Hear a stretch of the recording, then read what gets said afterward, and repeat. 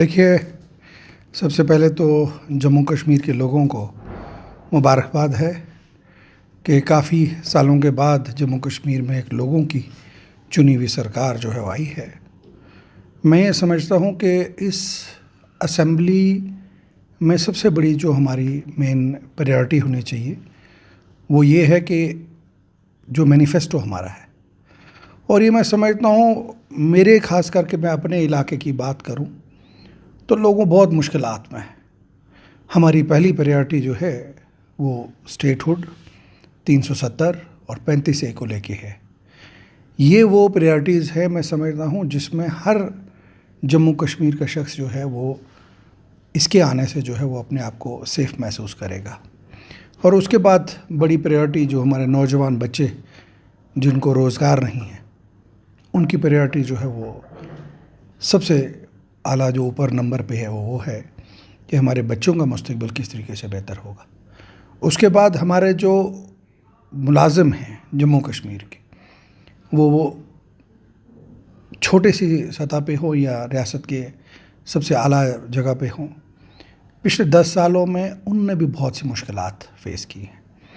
اور جو ان کو فریڈم ملنا چاہیے کام کرنے کا وہ فریڈم ان کو نہیں ملا۔ اس کے لیے کوشش کی جائے گی کہ ان کو فری ہینڈ ملے تاکہ وہ گراؤنڈ پہ زیادہ سے بہتر جو ہے وہ اپنی قابلیت وہاں پہ بتا سکیں۔ ڈیولپمنٹ کا پچھلے اگر 10 سال کی بات کروں تو 10 سالوں میں ڈیولپمنٹ صرف کاغذوں میں۔ میں یہ نہیں کہوں گا کام شروع نہیں ہوئے، کام شروع ہوئے لیکن خالی شروع ہی ہوئے، کہیں کمپلیٹ نہیں ہوئے۔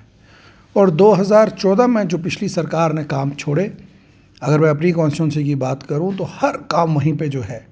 اٹکا ہوا ہے، اس کے آگے بن نہیں سکا۔ ان کاموں کو دوبارہ سے شروع کیا جائے گا اور گراس روٹ لیول پہ لوگوں کو جو ہے سہولیت پہنچائی جائے گی۔ میڈیکل فیسلٹیز ہوں، پانی کی ہو، سڑکوں کی ہو، بجلی کی ہو، جو پچھلے 10 سالوں میں گیپ ہے اس کو پورا کیا جائے گا۔ اور سب سے بڑی میں بات کہوں گا کہ نیشنل کانفرنس کا جو ایجنڈا ہے، مینیفیسٹو ہے، راشن کو لے کے، ایجوکیشن کو لے کے، ملازمت کو لے کے، RET کو لے کے، اور جو وعدے ہم نے الیکشن میں کیے ہیں وہ ہماری پہلی پریارٹی ہے، وہ ہم نے کرنی ہے۔ اور مجھے پوری امید ہے کہ مرکز کی سرکار بھی جو ہے وہ جموں کشمیر کی چنے ہوئے مینڈیٹ کو جو ہے وہ آگے رکھے گی۔ اور پیر پنجال کے لوگوں نے جو میں کہوں گا اس ملک میں جو آج تک جنگیں ہوئی اس میں سب سے زیادہ نقصان پیر پنجال کے لوگوں کو ہوا، اور پیر پنجال کے لوگوں بہت پریشانی میں رہے۔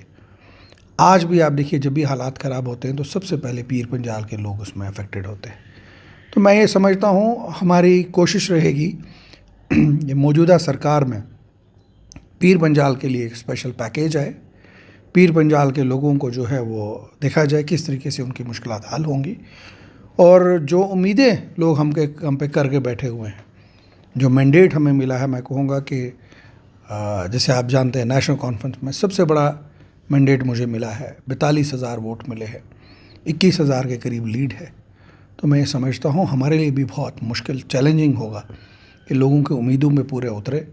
ہم کوشش کر رہے ہیں کہ جو لوگوں کی مشکلات ہیں، اور گورنمنٹ کی یہ پریارٹی رہے گی، اور آپ دیکھیں گے انشاءاللہ پہلا جو ہمارا سیشن آئے گا